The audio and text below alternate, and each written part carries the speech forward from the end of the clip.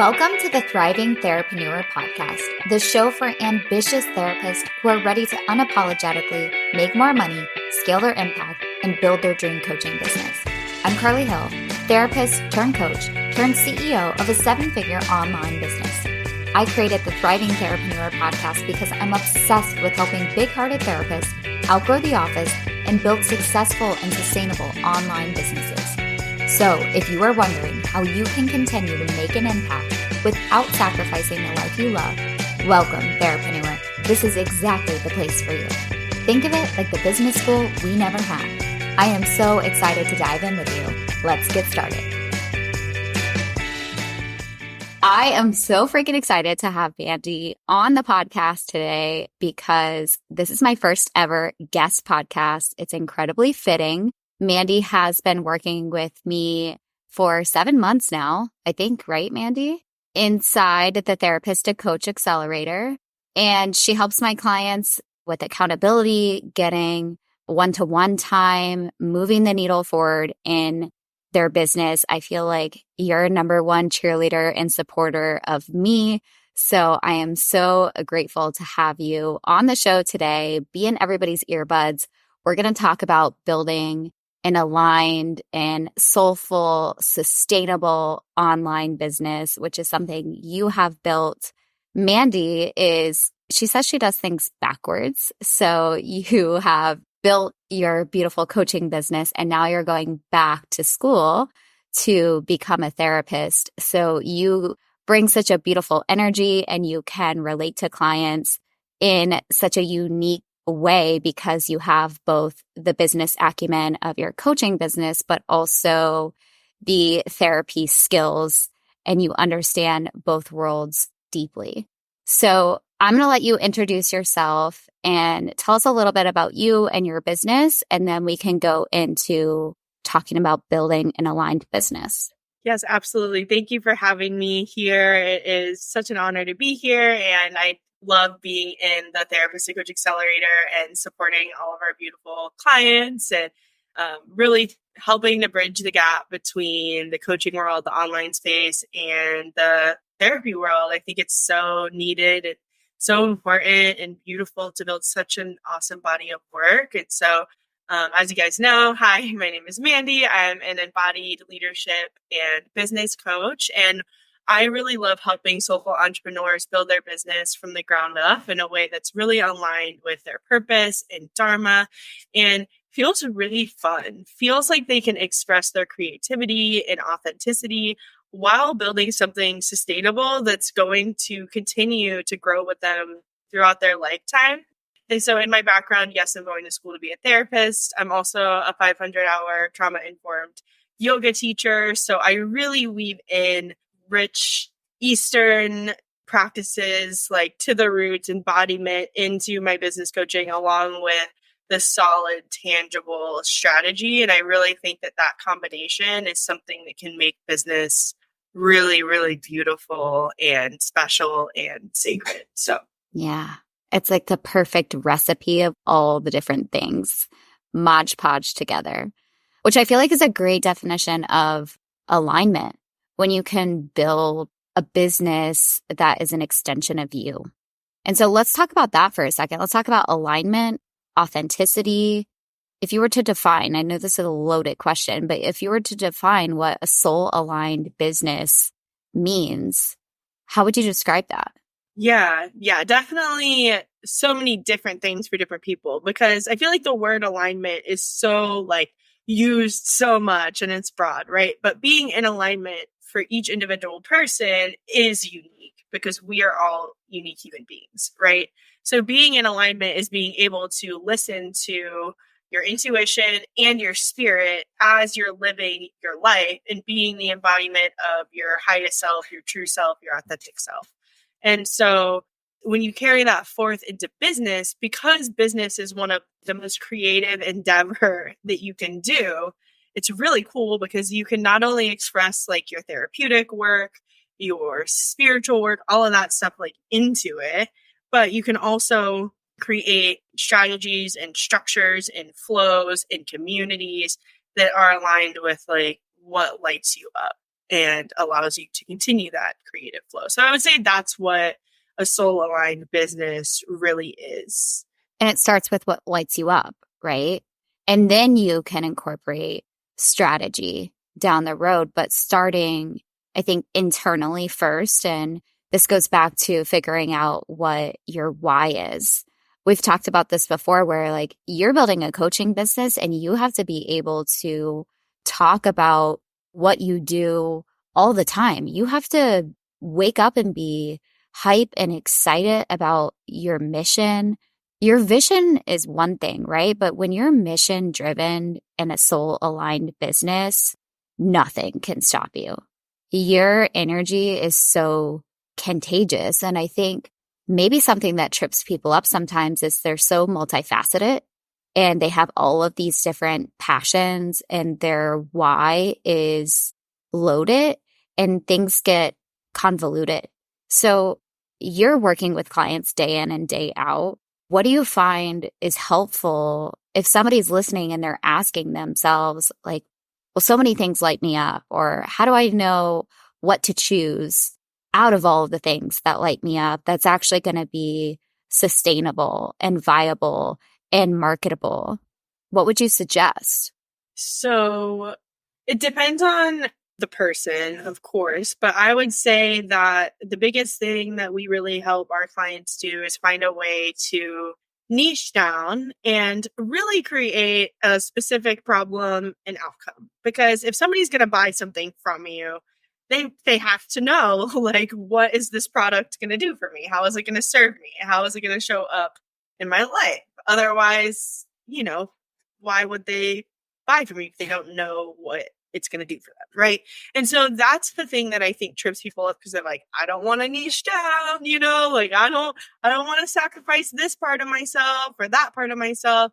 And so one thing that I bring in that I find really important is you have your niche, you have like your big problem and outcome, and that's just one big umbrella that you use to lead the rest of your business and your branding. Like branding is so much more than colors and fonts and how pretty your website looks. It's about how can you bring all of the facets of yourself into what you're doing in your business. And niching down isn't about losing any aspects of yourself. Niching down is about articulating what you do clearly enough to make sure that people can understand it, because that's also an important part of this, right? So if somebody's listening and is wondering like how they can niche down or like where to even get started, I would say to really think about what you're passionate about, what lights you up. I always say, like, think of your lowest hanging fruit, the thing that you could talk about for hours and hours and hours, and lead with that. And again, you can weave in so many facets of your work in what you do, especially in your paid like program and stuff. You can really run wild, so, and bring it all in there. Yeah. I think it's important for people to hear that your niche doesn't have to be your niche for forever. And giving yourself a permission slip that you can be whoever you want to be and serve whoever you want to serve at any given time. And you're going to grow and evolve with your business. I think that's a good definition of a soul aligned business, is giving yourself grace for it to change. Right? You may shut down programs. You may go through something in life and be inspired to then walk people through that. You may think that you want to do one idea and then you start doing market research and talking to people and it leads to another idea, which leads to another idea, but you don't know until you actually immerse yourself and get started. And I think also to your point, sometimes it's difficult to everybody's dealing with like feelings. Like most of our clients are in the health and wellness relationship space, whether that be physical wellness, mental wellness, relationships. Yes, some are business coaches, but when you're dealing with feelings, it's difficult to almost hyper niche and make something tangible. So I think it's about describing the intangible in a way that it's going to show up in their everyday life. Like taking it a step further, it's like if like my Stanley Cup, right? Like if you saw this on the shelf and you were going to go buy it, you could feel it, you could touch it, you could like try it out for yourself. But how would I describe this to you if your eyes were shut and I was going to tell you like how this could change your life, right? Like you have to be able to take it a step further. And I just can't describe it better than how is it going to show up for them in their everyday life, right? There has to be some sort of cost or consequence or desire for them to buy their way out of their problem or reach their goals. Don't you feel like that's definitely a challenge that clients have, is making feelings of, I'm going to help somebody be happy. I'm going to help somebody stop being anxious. Okay, well, what is that going to do for them? How is that going to show up in their everyday life? Yeah, absolutely. I think that is definitely one of the things that we work a lot with clients, because therapists are taught to solve every problem under the sun. Touche. Yeah, which I think I just heard you in my brain, like you're saying that. But yeah, like therapists are literally taught to solve everything. And so with coaching, it's a little bit different, right? Because you're building a body of work. So you do have to specialize in something, like, and with that being said, therapy is already like an established kind of thing. Coaching is too. But again, with the creative freedom that you have, you also have to anchor it down. As we said, people need to know what problem is being solved through the work that you're doing together. Whereas therapy, or like if you go to a doctor or something, like, you know, when I go to a therapist, I know what we're going to talk about. I know the general flow of the session. I know when I go to the doctor what to expect, regardless of if it's, you know, one doctor or a different person. With coaching, you're building your online marketing. So you're doing social media, Facebook, Instagram, networking, and all of that stuff. Because we have limitless possibilities in the coaching world, that's why it's so important for you to pick something that you can continuously clearly articulate through your marketing and the way that you speak to people and how you present yourself in the work that you do. So like if somebody is, you know, dealing with anxiety, right? That in and of itself can be slightly vague, because there's like a classic saying that's like, if you're speaking to everybody, you're speaking to nobody. So if you think about ways that anxiety could show up in somebody's life, it could show up completely different for a student who's trying to focus on school and who has like really bad test anxiety, and it's affecting their ability to get good grades in school or pass or whatever, versus somebody who has anxiety around social anxiety and is feeling really lonely and isolated. And the programs, like, because you are also developing a curriculum and taking them more so on a journey than like a session to session basis, the programs are going to be completely different. So that's kind of where like you have to think about, right? And so that is like definitely really like hibernation. Those are kind of like random examples, but I think that that's the part where we really have to anchor down and nail it down, because if you're speaking to everyone, you're speaking to no one.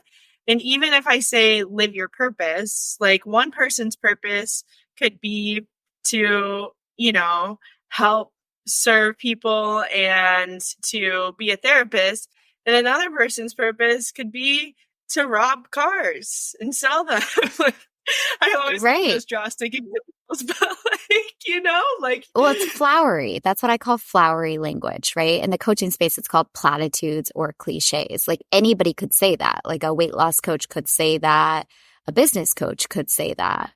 A anxiety coach could say that. A woman empowerment coach could say that, right? So going back to one, figuring out your why, having a mission-driven business, because you have to talk about it in your sleep all day, every day. You can't just pick something because it's going to be quote unquote easier or it's going to make you money, because if it's not exciting you, it's going to fall to the ground.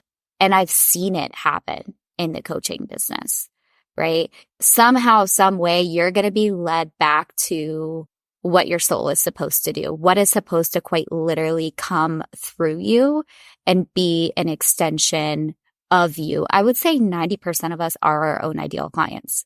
We had to walk ourselves through something, and that's what makes us the best teachers of it, right? We don't have to know everything, and we don't have to be the expert above everyone else. We just have to be the best that we can be, and that's enough. So kind of recapping here, everything we've talked about so far, right? Your mission, your why, it needs to light you up and fuel you and bring hype and excitement because you got to talk about it a lot. Let's talk about mindset for a second, because I think 80% at least of our business is mindset. So we're talking about building a soul aligned business when we can get caught up in this like mind drama of comparisonitis, thinking, well, why should I just do it? Because it's already been done and it's already been done better and they're already way ahead of me. There's not room for me. I don't know enough. I mean, these are just a few of the limiting beliefs that can come up. How important is mindset, and what are some tips or common pitfalls that you see clients experiencing when it comes to mind drama and building a soul aligned business? Yeah, definitely. I think it's so important. Like you said, it's like 80% of everything. And I always say, I'm like, the strategy is actually kind of the easy part. That's something that we can learn. We can continue to learn. There's lots of books. Like, in our coaching program, we teach our clients a lot of different strategies. There's so much that you can learn about strategy. It's endlessly available. And I think that with that being said, the hard part is your mindset, because if it was easy, everybody would be doing it and everybody would continue to do it. And it is challenging, right? But I think that there's a difference between hard and challenging. If it feels hard and it feels like you can't do it and you hate it and you dread it, that's a sign that you are not in alignment with your why and what you're passionate about. Because if it's what you're passionate about, you're not going to give it up. Even if you need to take a break, even if you need to reframe, even if you need to do things differently, you're not going to give it up because it's literally what your purpose is. And you can feel it in your body and spirit when you're not doing that, because you're always going to be thinking about how you want to do what you're passionate about, and that's why I think a lot of people are drawn to the coaching industry. And I think that because there's so much creativity in it. And I think that as far as mindset goes around the comparison and there's somebody else doing it, one thing that comes to mind is like many ideas are actually not necessarily completely new ideas, right? For example, like I teach yoga and meditation. I'm teaching a practice that has been created thousands of years ago, like me coming up with a yoga class sequence or coming up with something, workshop, whatever, somebody's probably taught something similar on that, but nobody's going to teach it the way that you teach it. Nobody's going to have your specific energy. No one's going to have your personality, and the connection that we have with each other as human beings is always innately unique because we are all unique. And so that's something that's so important to think about, because it's like comparing yourself to other people will always leave you feeling just bad, like it's never appropriate. And I think that sometimes it can be helpful to kind of like get inspiration or like see what people are doing. But I always recommend, if it's getting to the point where like you can't focus on your own work and you feel a creative block, then I actually recommend to not look at what other people are doing and to just go all in on your own stuff.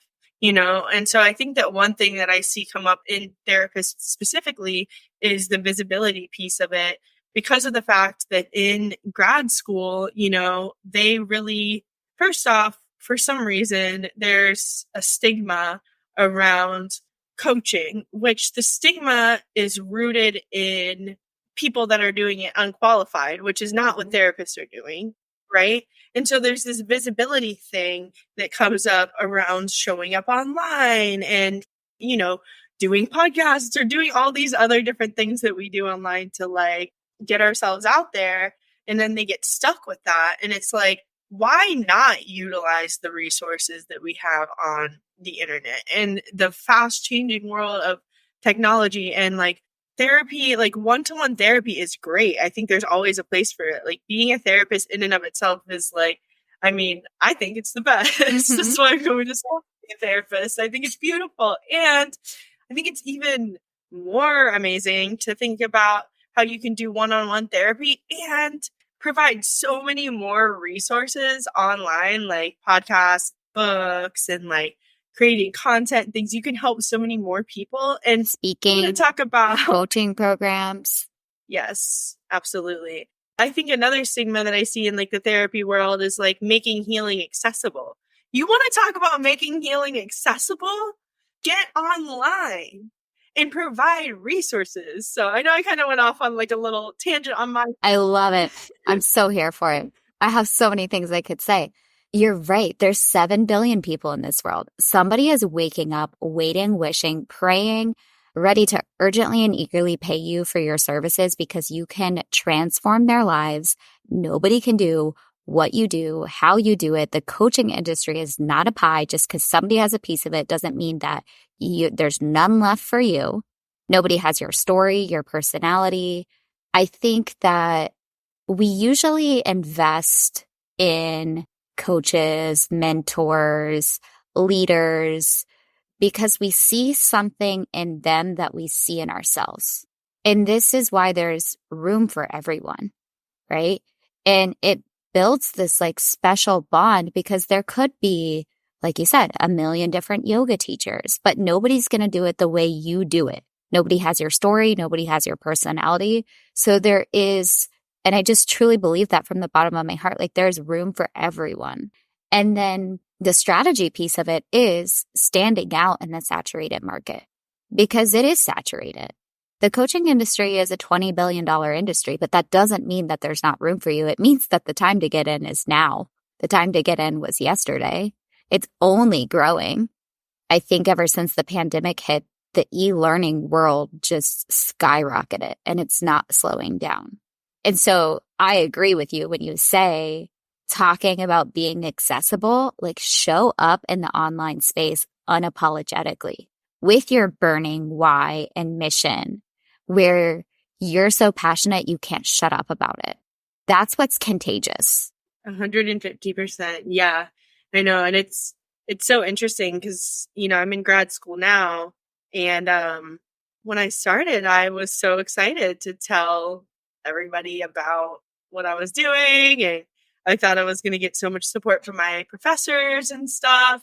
And there is just like a really big disconnect. And I notice it's just so interesting because like I kind of like am more protective of it now. But when I first started, like there's one half that's very supportive. They're so excited. They think it's really great. And another half where they're like, social media is unprofessional and you can't, like, they're just not, like, it's not clicking. And I'm like, I was just super feeling confused around it. And then realized that a lot of what is being said around like what we can and cannot do is not based on law or ethics. It's literally based on opinions and stigma. And a lot of it is money driven as well. They teach us to not be seen and to stay small and stay in boxes so businesses can thrive and make money off of therapists who all their hearts want to do is save the world, right? So some of it is based on ethics or law. Like we understand why like the interjurisdictional law is there where you can only see clients within your state. But I also think that the board is not up to date with the revolution of the internet and the online, like we just talked about, the online space is only growing. I think that there's a lot of undoing that we have to do as therapists from what we have learned and almost been like brainwashed in a way in school. Like I could have told you that going into grad school that you were going to get these opinions. You're coming in hot, being so proud of your coaching business and so mission driven to the fact that you're going back to school. And it's a little bit closed-minded. I can't blame anyone. I used to think the same thing, right? Because it's what we're taught. And we're also taught we have to pay our dues. There's nothing else out there for us. that even starting a business can be way too hard because we're just mental health professionals or social workers. We're not business people, because they sure as hell don't teach us anything about business in school, which they should. Yeah, I've actually been kind of encouraging everybody to kind of start talking about it more. We had a little business kind of coaching thing at the end of one of our classes from the only professor that talked about the field in a way that was exciting. The rest, they talk about like how we don't come into this field to make a lot of money. And they talk about the doom and gloom and the burnout. And like, to be honest, like, I don't really like, I listen, but I don't take it in because I don't want that to like get into my spirit and like why I joined this profession, because it's not to be burnt out and it's not to sacrifice myself. And it's not from a place of like, I, am only here to like for my own benefit, but it's because like I want to be of service. I want to love the work that I do because the energy is felt between human to human, empathic. If you don't love what you do and you're burnt out, that is felt in session. For Like sure. you can tell when your therapist is burnt out and it negatively affects client outcomes. And I think that when money is in the hands of people that will do good things with it, you can do so many more beautiful things in the world. Like we just talked about last night, doing sessions pro bono. And I thought to myself on the way home, I was like, isn't that so cool how you could build a successful coaching business and get, as you say, a white space on your calendar?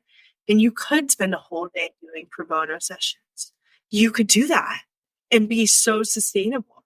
It's just unlimited how much you could actually make mental health stuff more accessible through building a financially successful business online. It's miraculous. And it's not that hard to protect your license. I think that scares people away, and that's a topic for another day, but it's not an excuse to not be a leveraged and abundant therapist who is creating curriculum or courses or digital products or being an influencer online or being a podcaster or being a speaker or being an author. There's room for it all. It doesn't have to be you're either a therapist or a coach. It can be all of the above, and you can do it in a way that feels good to you. And you can fulfill your mission of attempting to save the world. I think that's what we all want to do, is just save the world. My dad and I always joke, like, we can't save the world. We have to constantly remind ourselves of that. But I think that the place that mental health and social work in particular started was from such a shamanic place. And I feel like we've gotten away from that for so many different reasons, especially when the DSM was created and, for insurance purposes and putting people in a box. And I know so many people don't like that. And I also agree that there's a time and a space and a place for it. But I think that the coaching industry can be poo-pooed on so much for valid reasons that I have experienced myself. And I know that could be a whole topic for another day. The coaching industry, I know that lights you up, Mandy. But I feel like it's also a window of opportunity to tap into the online space and come back to your heart center, and how we kind of started this conversation today about your why and your mission.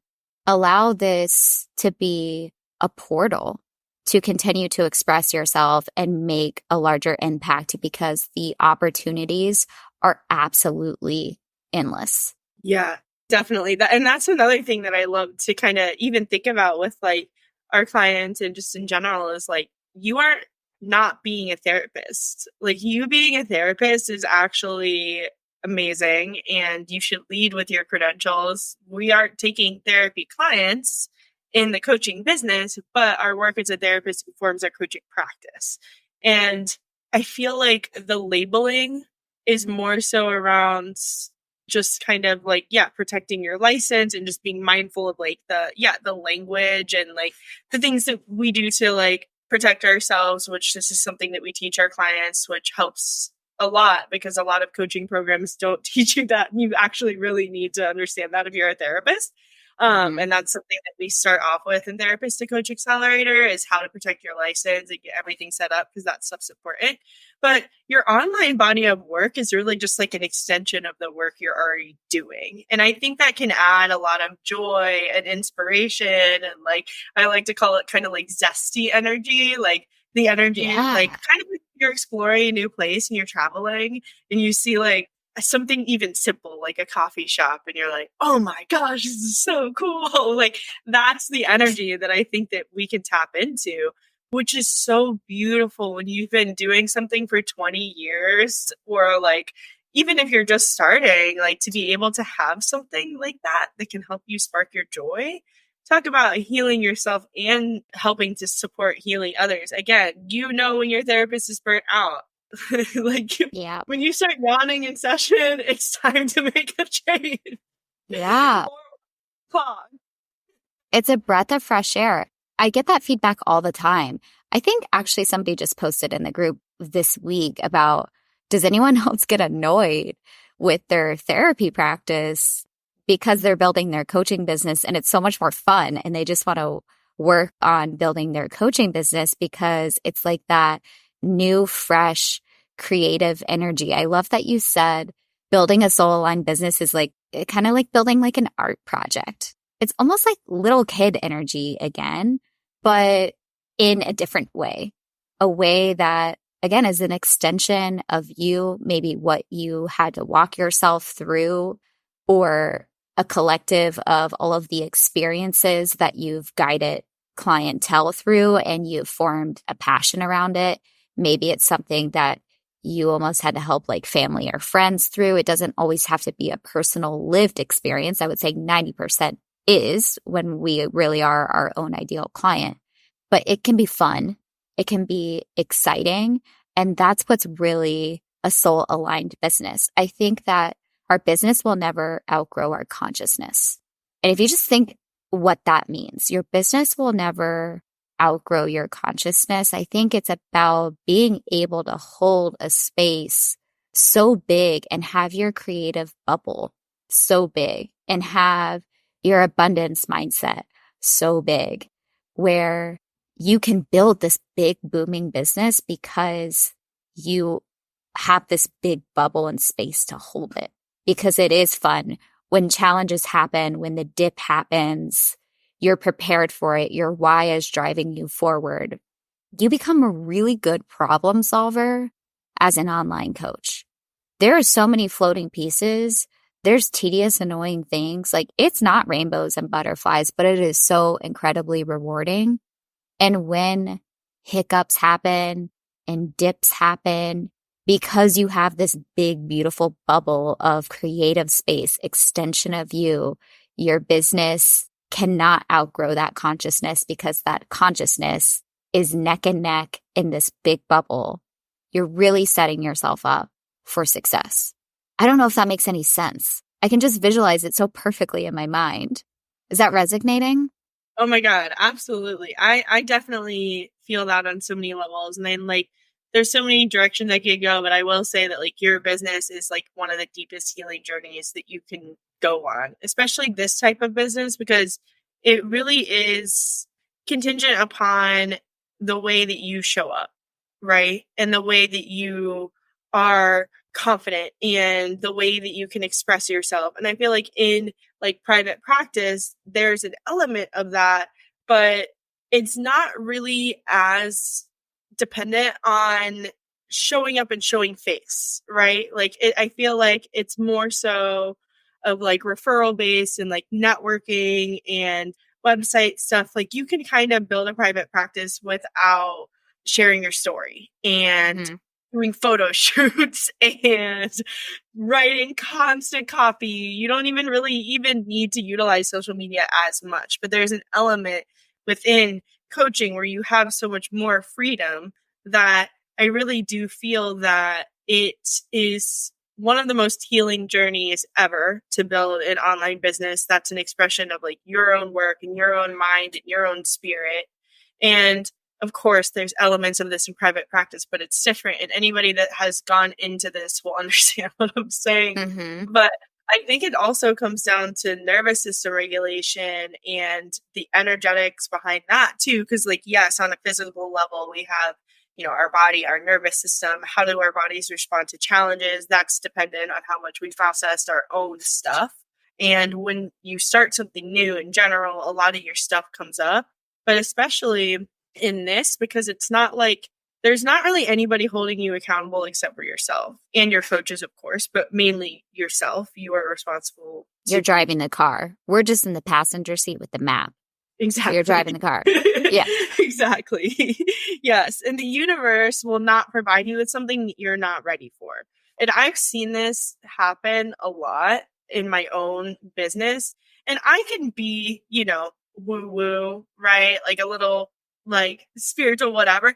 But I'm also like a very grounded person. Like I am a no BS type of person. Like I'm into manifestation, but like I'm going to tell you some really grounded stuff as well. But I have physically seen the times where I was stressed out and pressed and worried completely directly correlate with how successful my business is doing. I have seen this happen time and time again. I cannot make this up. And again, I am not the type of person just like say this stuff because it sounds cool. Like I physically can see the impact of like my energy and my mindset and the way that I show up to my business. It's a mirror.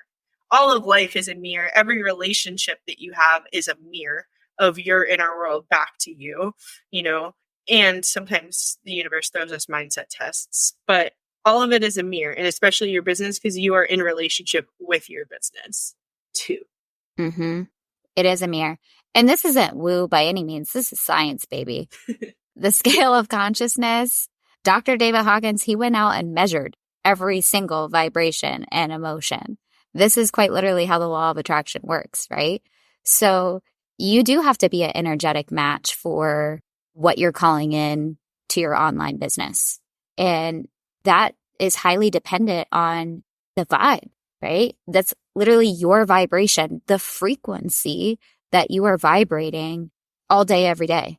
And having a frequency that is an emotional home will then allow you to attract what is an energetic match. Everything works through resonance. So, of course, we're going to go up and down on the scale of consciousness, and we're going to have different moments. But this is what I mean by emotional home. If we can kind of have that stability, or we have the tools, or rather, sometimes we have the tools and we don't implement them. We implement the tools to regulate our nervous system and live in a state of frequency for the frequencies that we then want to attract in our lives. We take the path of least resistance. This is where things just kind of like start to flow. Like, you ever have those days where it's like everything is just like so hard to get done, or weeks rather, or you're just frozen. And then you have the times where you're just having fun and it's flowing and all these synchronicities are happening. And then maybe you enroll a new client, or this crazy thing happens and you just can't believe it. And you almost like can't even keep up with yourself because you're just in flow. I can guarantee it, you're vibrating at a different frequency. So building a soul aligned business is about all of these other things we talked about today, but doing our own, like you said, nervous system regulation, emotional work to make sure that the mirror, because our business is a mirror, like you said, is being reflected in the way that we want to drive our business forward. We got to do our own freaking work.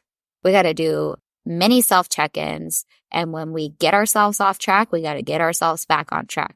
That's what's going to drive the car and move the needle forward in your online business. Because again, like 80% is mindset, for sure.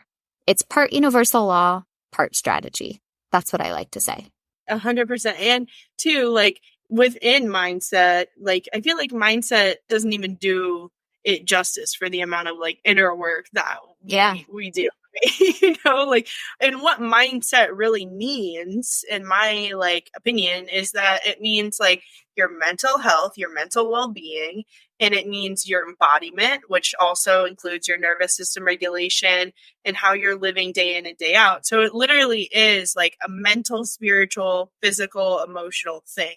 And when I say inner work, I'm not saying we need to heal all the time. Oh, I'm always healing my trauma. Like I'm always doing it. No, I mean, yes, we do heal. I think we always peel layers of the onion, and it's also showing up as that next version of yourself. It's showing up as that CEO version of yourself. Love that. Yes. Yes. We're always students, so it's not about like being in the trenches. It's about lifting yourself up and knowing you are always a student. If you're a teacher, you damn well always better be a student. Otherwise, get yourself off that pedestal. Mm-hmm. A wise woman knows she knows nothing. That's one of my favorite quotes, right? We're lifelong learners, for sure. I love that you said that. I think it's about identity work. And you said being the next version of yourself. Who is she? What does she do every day? How does she show up? Who is that next level future version of you? And then the question is, how can I show up as her today? Who is she? What would she do? And how can I show up as her today? What is the action steps that she would take? How would she think about this situation or problem? How does she invest in herself, in her business? How does she show up for her clients? How does she show up in the online space? How does she handle fear? What would she do? And then you do exactly that. And it's usually the hardest thing to do because you're not yet that person, but you're taking the steps to become her. And that's how people quantum leap and collapse timelines is they show up as their future self now. And inherently, they just become that future self. That's a beautiful thing. I love that you said that. Is there anything else you want to add when it comes to building, I almost want to say a sacred soul-aligned business in the online space? Any last words for anyone who's listening who wants to build an online sacred soul-aligned business? Yeah, I think the thing that's coming up for me is living in integrity and being the next version of yourself and truly leading with service and leading with wanting to deeply, genuinely care for your clients, whether it be coaching clients and therapy clients, right? And we do that through pouring into our own cup, through taking care of ourselves and being like the best version of ourselves that we can be. It's so important as a healer, right? And I think that a lot of times people have a fear around showing up online or a fear around being salesy or showing up in a certain way. And when you're in integrity with your values and you're in integrity with like leading with compassion and genuine relationship building, you will never be what you fear because you genuinely aren't what you fear, right? Like it's not weird until you make it kind of thing. Yeah. That's kind of what it's just. Your desires are your roadmap. And if you're in integrity following that roadmap, your success will skyrocket. When you lead with service first, you always win. Yeah. Beautiful. Well, thanks so much, Mandy. This has been so much fun. Tell everyone listening where they can find you. Yeah, thank you for having me. You can find me on Instagram at Radiate Sunshine Yoga. So that's RADIATE Sunshine Yoga. And you can also find me on Facebook at Radiate Sunshine Yoga and Wellness. And yeah. Awesome. Thank you. And we have to get you a new chair because it's so squeaky. Do you know that? No. All right. Thanks, everyone. Thank you so much for listening to the Thriving Therapreneur podcast. I hope that this episode has inspired you to reduce burnout, work smarter, and see the freedom potential you have as a therapist. We would love to have you inside the Therapist to Coach Accelerator Facebook group, where we have live trainings and cheat sheets on all things marketing, sales, and adding coaching ethically and legally. I am here cheering you on, and I'll see you around.